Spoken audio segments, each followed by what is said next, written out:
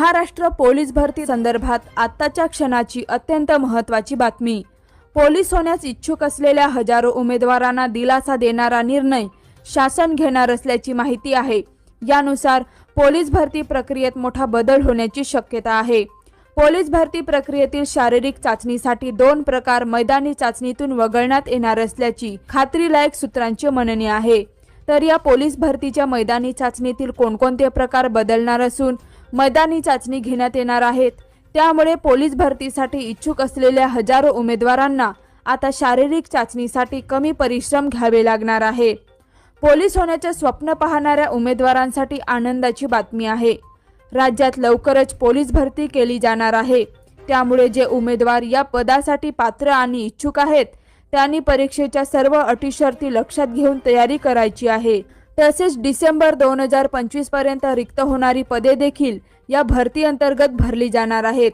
त्यामुळे तुम्ही देखील पोलीस भरतीची तयारी करत असाल तर तुमचे स्वप्न या वर्षात पूर्ण होण्याची शक्यता आहे।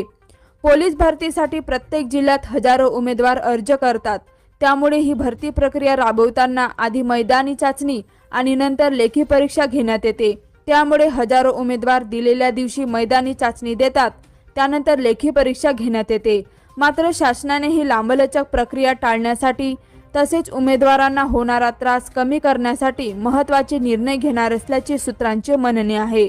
त्यामुळे इच्छुक उमेदवारांनी या मैदानीसाठीच्या तयारीला आणखी वेग देण्याची आवश्यकता आहे। या भरती प्रक्रियेमुळे राज्यातील हजारो तरुणांचे पोलीस विभागात काम करण्याचे स्वप्न पूर्ण होणार आहे। पोलीस भरतीला लवकरच सुरुवात केली जाणार आहे।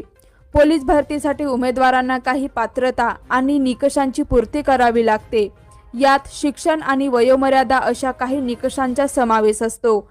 यानंतर लेखी परीक्षा, शारीरिक तपासणी आणि मुलाखत अशा 3 टप्प्यामधून उमेदवारांना यशस्वी व्हावे लागते। सर्वप्रथम उमेदवारांना ग्राउंड परीक्षेसाठी बोलावले जाते, त्यात उत्तीर्ण झाल्यावरच लेखी परीक्षा घेतली जाते।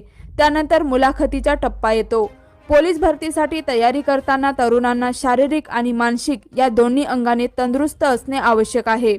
तसेच या भरतीसाठी वयोमर्यादा, उंची, छाती अशा विविध निकषांची पूर्तता करावी लागते। पोलीस भरतीसाठी पुरुष उमेदवारांची उंची 165 सेमी असावी, तर महिला उमेदवारांची उंची 155 सेंटीमीटर असणे आवश्यक आहे।